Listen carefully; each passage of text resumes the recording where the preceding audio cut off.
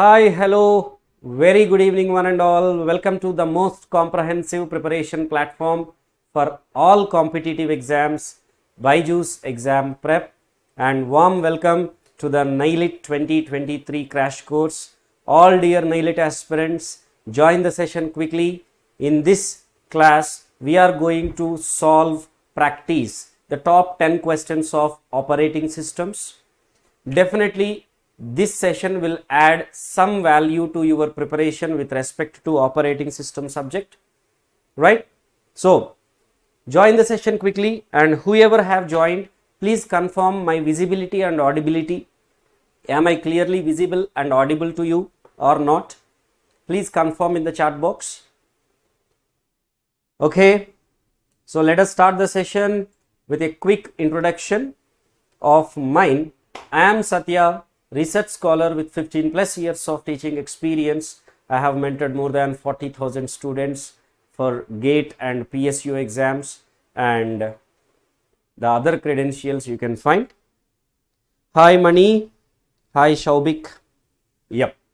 So guys, our favorite Joshit Singh Sir would be conducting a free GATE workshop on 21st May at 12:30 p.m.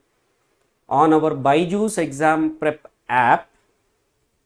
In this workshop, Sir would be sharing the detailed strategy to secure All India rank under 100 in the GATE 2024 exam.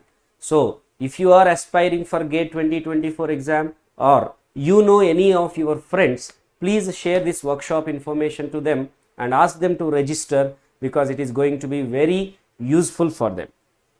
Alright. So guys, without any delay, here I am presenting the very first question.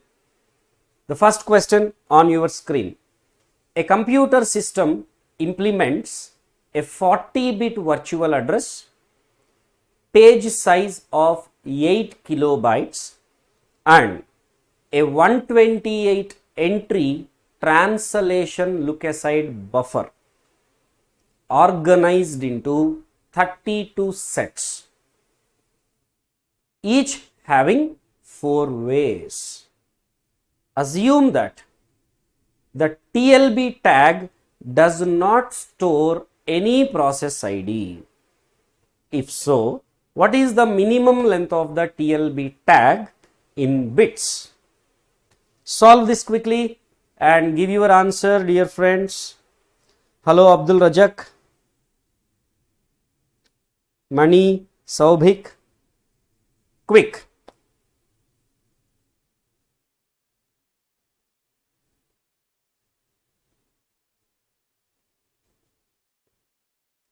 What would be your answer for this question?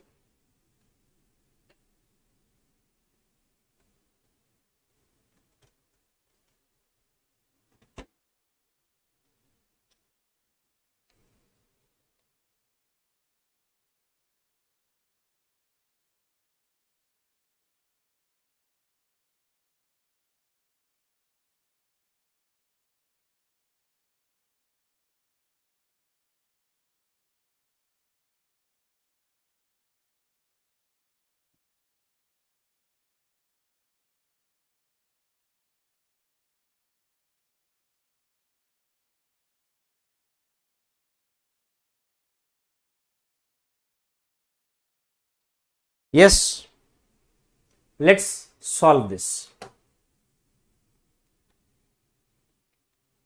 The right answer for this question is option D. Let's see how. It is given 40-bit virtual address, page size of 8 kilobytes, 128 entry TLB organized into 32 sets. Right? We know that virtual address is a address that consists of page number and page offset. Its length is given as 40 bits, right? Now, page size is 8 kilobyte, that means 2 raised to 13 bytes. That indicates 13 bits for the page offset. So 13 bits gone for the offset, and how many are left for the page number? 27 bits left for the page number. And it is a set associative mapped cache, right? There are 32 sets, means it's a 4-way SAM. So how this 4-way SAM organize this page number as tag, set offset and word offset or page offset, you can say. So page offset would be same as 13 bits. Now this 27 bits is again splitted into tag bits and set offset bits. There are 32 sets. That means 5 bits for the set offset, right? So 5 bits gone for the set offset out of 27. Out of 27, 22 bits left for the tag. So the length of the tag would be 22 bits. 22 bits. So the right answer is option D. Clear? Am I clear? So tag length is 22 bits. Right. Next question.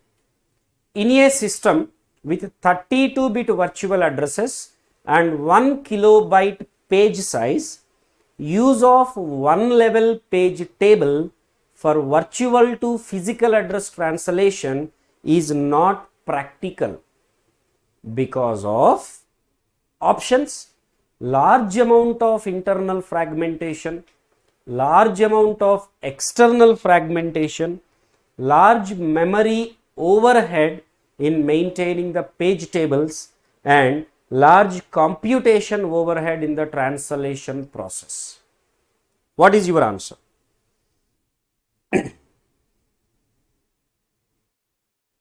If there is a 32-bit virtual address and 1 kilobyte page size, in such specifications, one level page table is not feasible, not suggested, not practical. Why?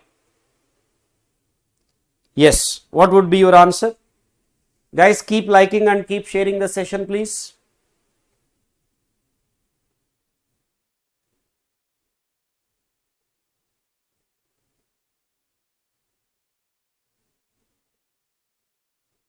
Okay, let's see the answer.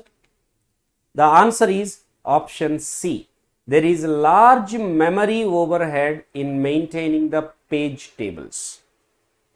Because you see, 32-bit virtual address, 1 kilobyte page size means 22-bit gone for page number. So 2 power 22 pages are there. So multi-level paging is inevitable there. So definitely there will be multiple page tables in multiple levels. All of them you have to maintain. So there is a large memory overhead. Okay. Question number 3. 3 concurrent processes X, Y and Z execute 3 different code segments that access and update certain shared variables. Process X execute P operation on A, B, C semaphores. Process Y on B, C, D semaphores. Process Z on C, D, A semaphores before entering into the respective code segments. After completing the execution of its code segment, each process invoke V operation on its 3 semaphores. Okay. All semaphores are binary, initialized to 1. Which of the following represents a deadlock free sequence of P operations? Guys, by chance if you have given the attempt to GATE exam, you can realize by this time it's a previous GATE question. In the NIELIT, previous GATE questions are very much possible to recur. That is the reason why I have kept the previous GATE question with the prediction that this model question can come. So what would be your answer? X operate ABC semaphores, Y operate BCD semaphores, and Z operates CDA semaphores. If so, what is the deadlock free sequence? Let's see. The right answer for this would be option B.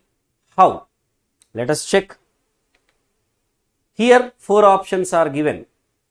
Initially A, B, C, D are initialized to 1. A equal to 1, B equal to 1, C equal to 1, D equal to 1. So let us try with the first option. What is the worst case we have to consider? Worst case preemption means after each P operation, assume there is a preemption and there is a context switch to other process. So P of A will make A to 0. Let's say from here context switch taken place. P of B will make B to 0. From here context switch takes place. P of C will make C to 0. Now let's say P of D is happening here itself. So P of D will make D to 0.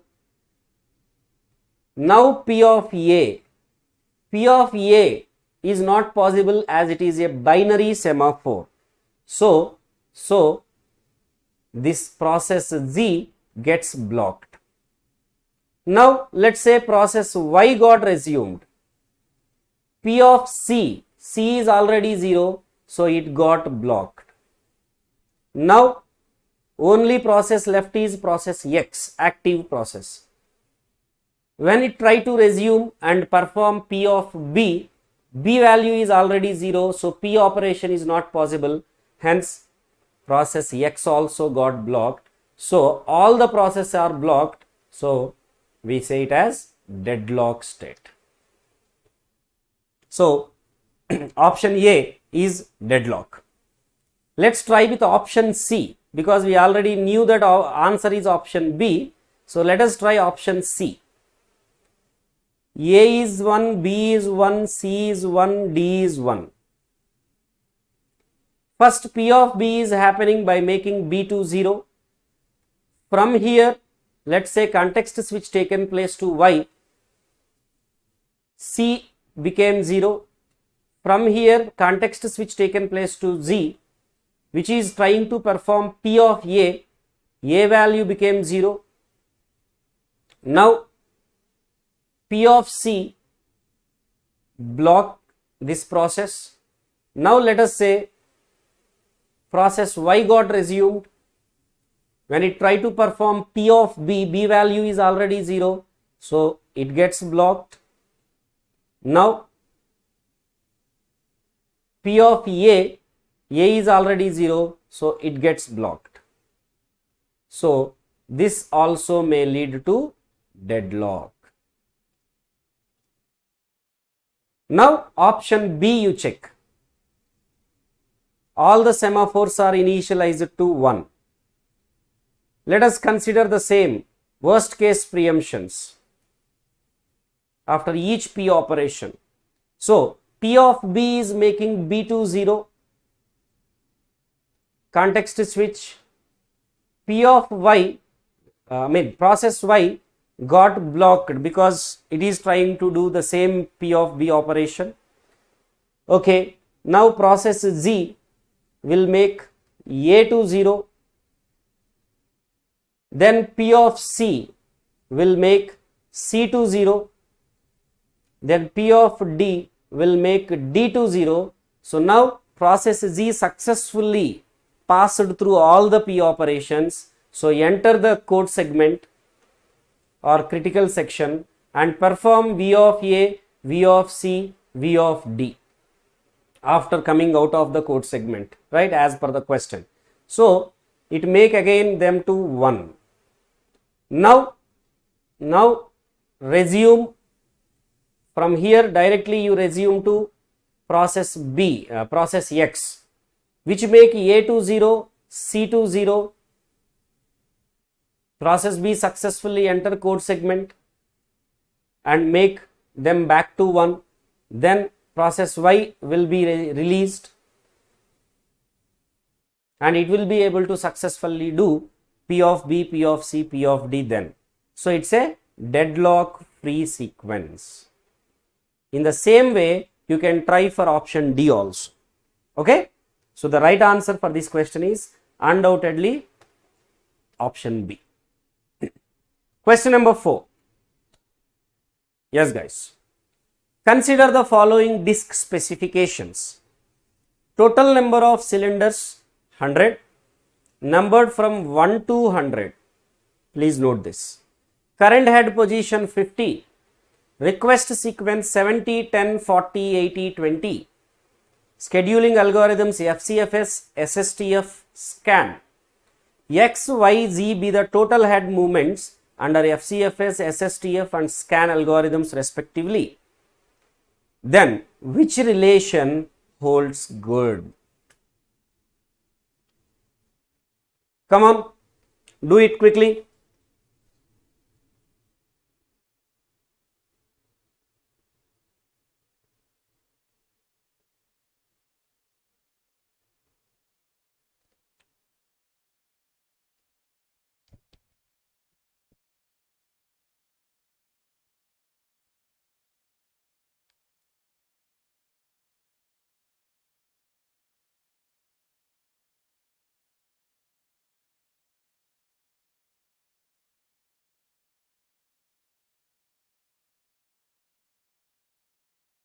Yep. Given the request sequence as 70, 10, 40, 80, 20. Here the algorithms we have to follow is FCFS, SSTF, scan. So first let me draw the surface with the cylinder numbers 1 to 100 and let me identify them on the surface 10, 20, 40. Current head position is 50, 70, 80. Okay. First let me do FCFS. FCFS says in the order of arrival you please serve. So 50 to 70, 70 to 10, 10 to 40, 40 to 80, 80 to 20. So what is the total head movement? X is equal to 50 to 70, 20 plus 70 to 10, 60 plus 10 to 80, 70 plus 80 to 20, 60. Right? So it would be 2 plus 6, 8 plus 7, 15 plus 6, 21. So 210 is what? X value. Now FCFS, SSTF. Shortest seek time first. From 50 which is near? From 50 which is near? 40 is near. From 40 which is near? 20. From 20, 10. From 10, 70 and then 80. So what is the total head movement? 50 to 10, 40 plus 10 to 80, 70. This is 110. Right? And now let us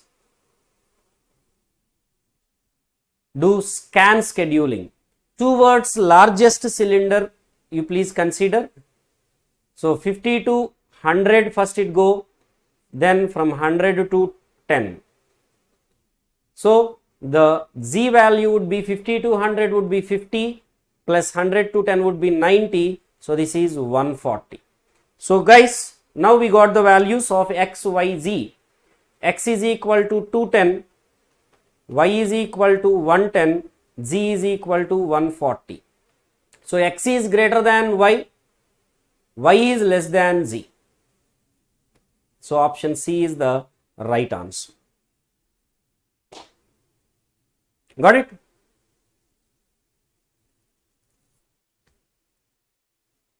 Chalo. Question number 5. Consider the processes information given below. We have 5 processes with the arrival times and burst times given.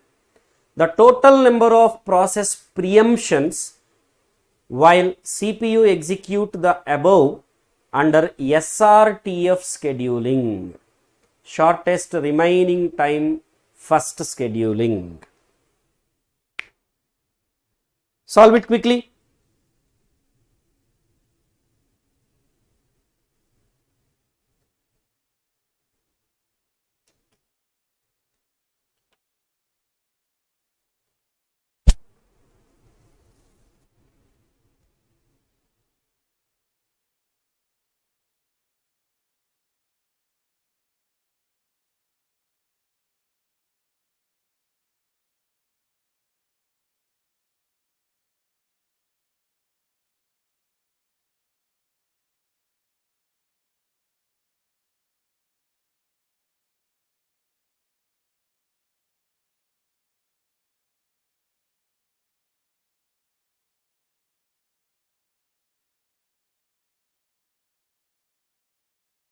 All right. The right answer would be option A. Let's see how.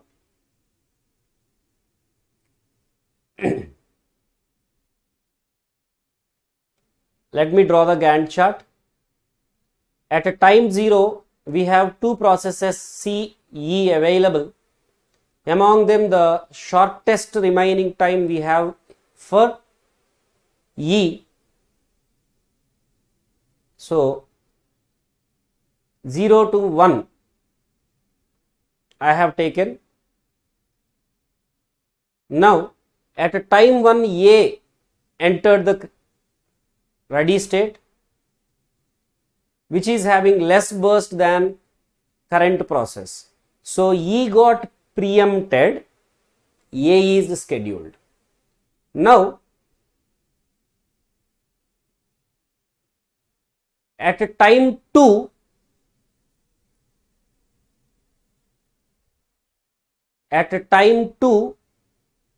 we have got B. By that time, A is having 4 burst time, but process B has only 3 burst time. So, A got preempted, B is scheduled. Now, B will be completed because at a time 4, though D joined, B and D will have the same remaining time. So, there is no need to preempt B. Now, all processes are there, B got completed. So, it is not said to be preemption, right? B completed, it is terminated. At a time 5, B got terminated. Here at a time 1, E got preempted. At a time 2, A got preempted. Alright. Now, among the available processes, D is having the less burst. So, D would be scheduled, terminated. Then, after D, which is having less burst, A terminated. Then, which is having less burst, E terminated, and finally C. So, total preemptions, how many we are having? Only 2 preemptions. Total preemptions are 2. So, that is why the right answer is option A, 2 preemptions. The total number of process preemptions are 2. Clear? Good. So guys, to strengthen your preparation and practice towards your goals, towards your aspirations, our BYJU'S Exam Prep is bringing multiple series, so much free content we are bringing to you in on the name of different series like GATE Fundamentals, NIELIT Crash Course, ISRO Crash Course, Coffee with Concept, Learn with Fun. So guys, try to get the benefit, max benefit of these. And you know, any GATE aspirant, NIELIT aspirant, or any other student who is preparing for the competitive exams, recommend our BYJU'S Exam Prep, because they will get definitely all the types of content available. Okay. Good Linux. That is enough. That is enough Linux. You can focus on the completed one. Start attempting subject wise tests. Okay. And keep doing periodic revisions and full length mock tests. So you focus on only this. Make sure you have solved previous ISRO questions. Make sure you have solved previous GATE 1 mark questions, at least last 15 years GATE 1 mark questions. Okay, right. Question number 6, guys. Consider the processes information given below. All arrival time is same.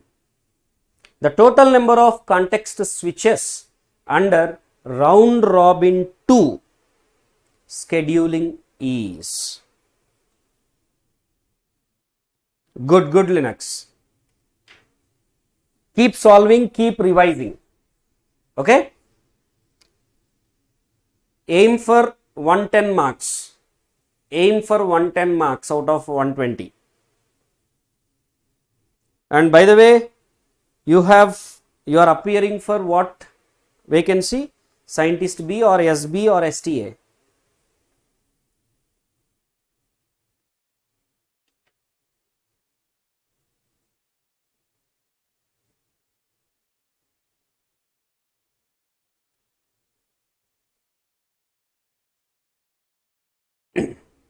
Yes, rest everybody, please solve all the three. Great.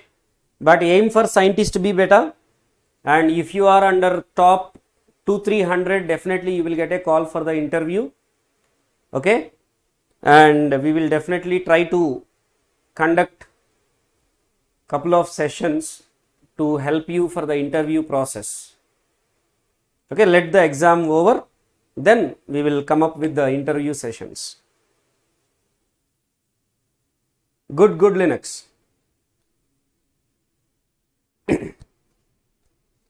Yes, let's solve it.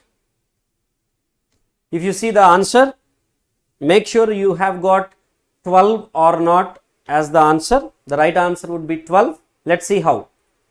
So this is the processes information we got. And round robin 2 scheduling we have to follow, we have to apply. Now, let me draw the Gantt chart. As all the arrival time is same, we go with the process ID. So A 0 to 2, then B, then C, then D, then E. So the remaining burst becomes 4, 1, 0, 3, 2. That means D got completed.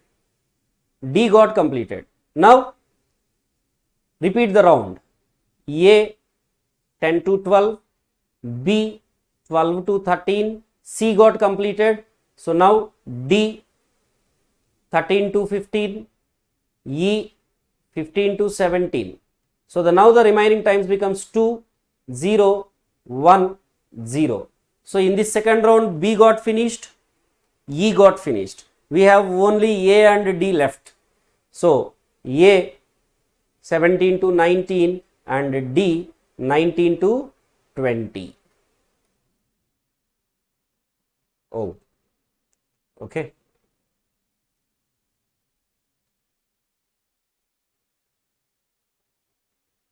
So this is the Gantt chart we have. Now we have to count context switches. Here you see from A to B context switch taken place. So 1, 2, 3, 4, 5, 6, 7, 8, 9, 10. But why the answer is 12? Initially CPU is switching from some other process to A, so that also should be counted. And after finishing D, CPU switch to some other process at the end, because our processes are not the only processes in system, no? Until unless it is mentioned, you have to count the context switch at the beginning and at the end. If you need not to count, it would be mentioned. Okay? You need not to count, it would be mentioned. Otherwise, you have to count. So total context switches, how many we are having? 12 context switches. Yes, Shyam, included. Clear? Chalo, let's have question number 7. Question number 7 on your screen. Consider the processes information given below. The percentage of time CPU is idle while executing above processes under FCFS scheduling is.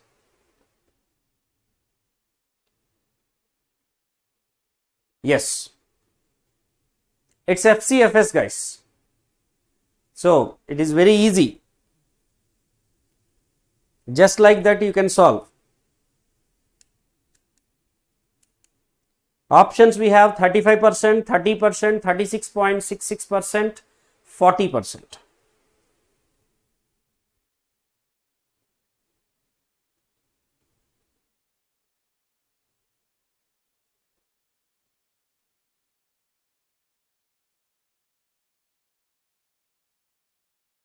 Quick. In the actual NIELIT exam, you can spend not more than 1 minute 30 seconds, means 1.5 minutes is the max time you can spend on any question. So habituate that. You have to be fast and accurate.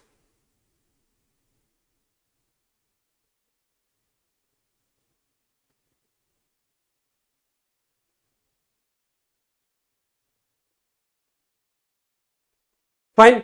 Let's see what is the answer. The right answer is option D, 40%. How? If I draw the Gantt chart for FCFS scheduling, at a time 0, no process is available. So from 0 to 1, the process CPU would be idle. At a time 1, I have A, B, I go with the process ID. So A from 1 to 3 and B 3 to 4. Now at a 4, there is no process available. So 4 to 5, CPU is idle again. At 5, C joined. So C is scheduled from 5 to 8, CPU executes C. At 8, again there is no process for CPU to do. So CPU would be idle until 10. At a 10, process D joined. 10 to 12 it execute. Again 12 to 14 there is no process. At 14 E joined, so E is executed. Right? So total time CPU spends is 15, and out of 15 idle time is equal to 1 plus 1 plus 2 plus 2, 6 units. Total time is equal to 15 units. So CPU idle percentage would be 6 by 15 into 100. You can say this is 40%. Good evening, Mallikarjun, Siddhappa. Right, correct, Shyam, very good. Keep it up, keep it up. Okay, so the right answer is 40%. idle percentage. Question number 8 on your screen. Let processes W, X, Y and Z have arrived at same time with CPU requirement of 3, 4, 5 and 7 time units. Then the total waiting time of process Z is dash time units if HRRN scheduling is used.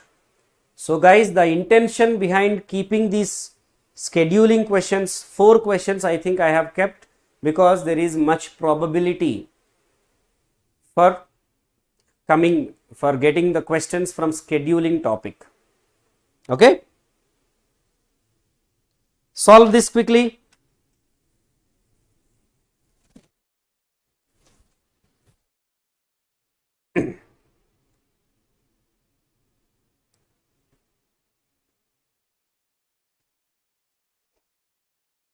W, X, Y and Z arrived at the same time. So you will get the same response ratio at a time 0. Then you will go with the arrival time. Arrival time is same, so you go with the process ID. So if I draw the Gantt chart here, first I schedule definitely W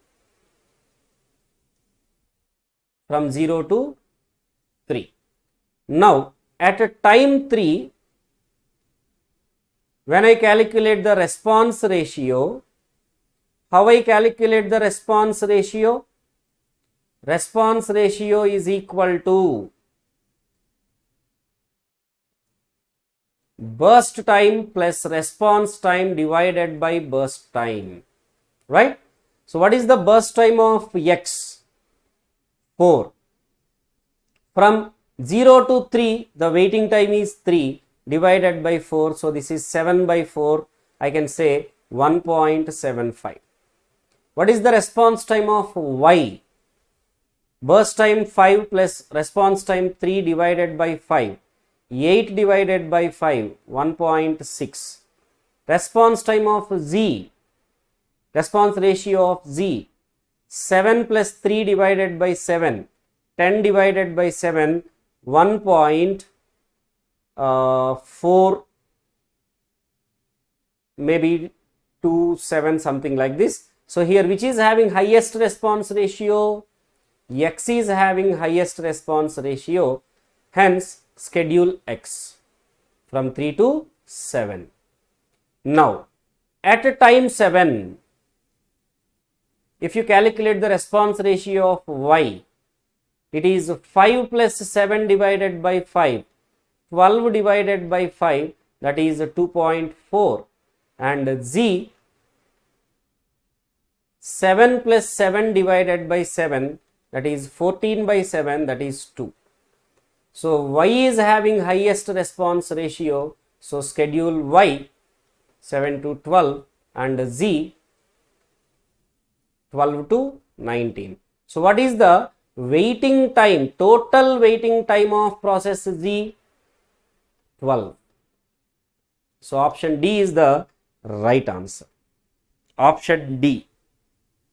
Shyam, process Z total waiting time we want. It arrived at 0 and it started at 12. So 12 will be the total waiting time of process Z. Okay, Shyam? Don't be in hurry. Unnecessarily you will lose the marks. Okay? Right. So the question number 9. Two shared resources R1 and R2 are used by processes P1 and P2. Each process has sudden priority for accessing each resource.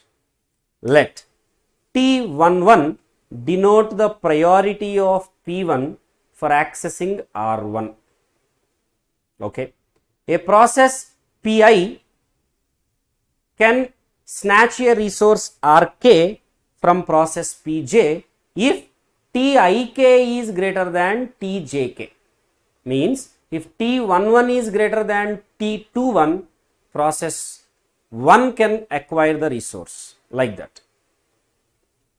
which of the following, given the following, which of the following conditions ensures that P1 and P2 can never deadlock?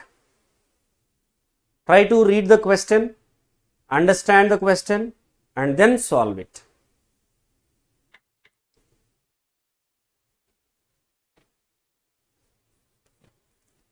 Because of the question length, I can't increase the font beyond this.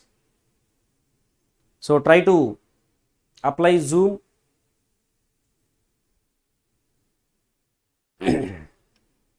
Options are 1 and 4, 2 and 3, 1 and 2, none.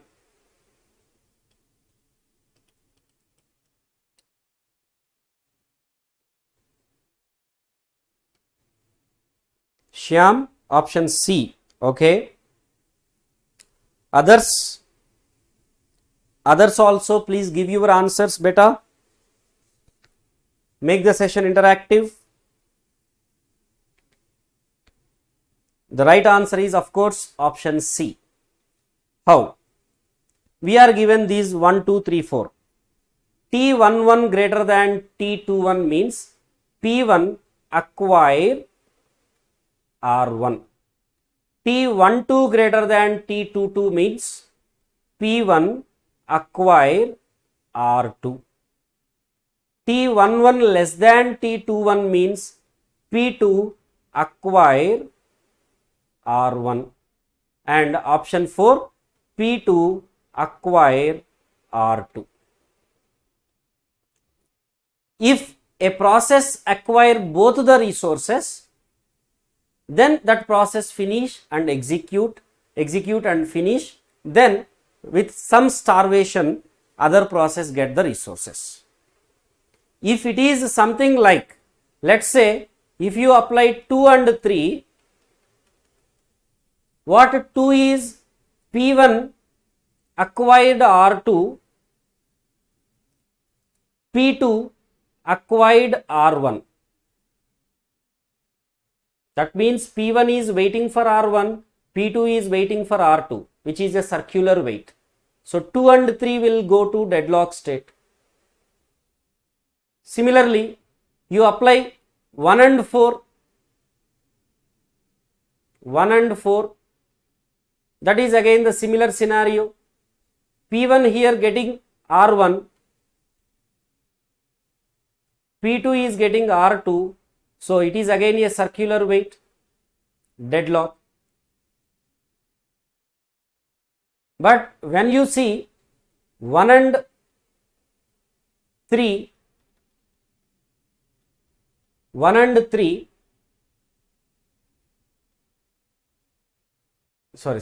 1 and 3, 1 and 2, here P1 get both resources, P1 get both R1 and R2, P2 star, but no deadlock. Similarly, if you apply 3 and 4, P1 star, but in these two cases no deadlock. Starvation could be there, but deadlock will not be there. When they use the resources for longer time, then starvation may be possible, right? So 1 and 2, 3 and 4 are deadlock free sequences. So 1 and 2, 3 and 4, we don't have 3 and 4, that's why option C is the right answer. Okay. The last question, with single resource deadlock options occur if there are more than two processes competing for the resource. Option B, occur if there are only two processes competing for the resource. Option C, occur if there is a single process competing for the resource. Option D, never occur. What would be the right answer for this question? If there is a single resource, deadlock occur. If so, on what situation it occurs, or will it never occur? Come on guys, give your answer.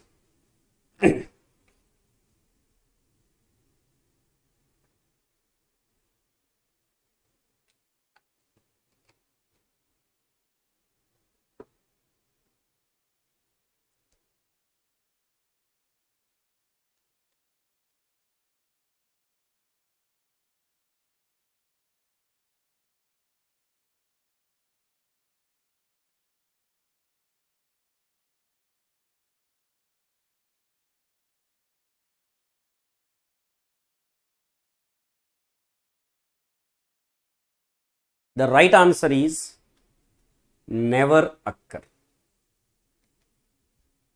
Because if there is one resource, it doesn't matter two processes compete, more than two processes compete, that can be allocated to any one of those processes, right?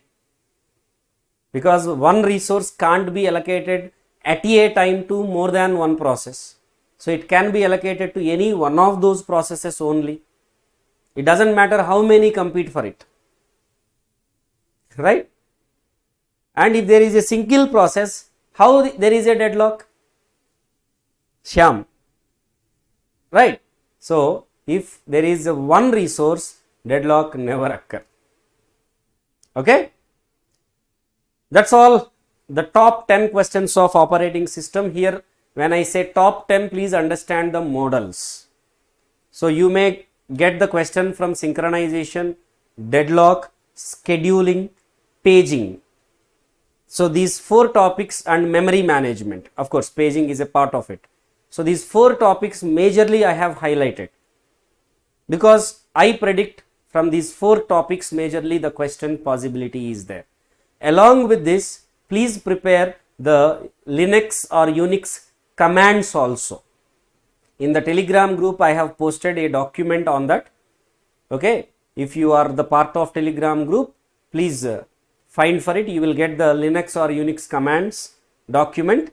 Please prepare that also, guys. It may be possible to get as a question.